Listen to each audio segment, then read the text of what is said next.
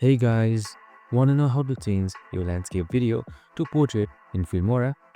Well, no worries. In this video, I'm going to show you an easy step-by-step guide on how to do it. It's super simple, so let's get right into it. Now first up, simply open up your Filmora application and then import any video or image that you'd like. Now, in order to change from landscape to portrait, just simply double-click to select the video. Now, right under this preview video right here, you can see this small LED icon. Click on it and then select Change Project Aspect Ratio. Once you've clicked on it, there should be our project settings popping up. Here, this should be various aspect ratio, frame rates and color space.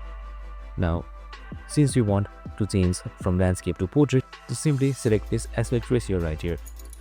On the drop-down menu, you can see various options. Simply click Portrait since we want Portrait. Now once you're done with that, you can also customize other settings. If you don't want to, just select OK. And there you have it. Super simple and easy. And that's it. I hope this video helped. If it did, make sure to like, subscribe, and tune in with us for more of these videos.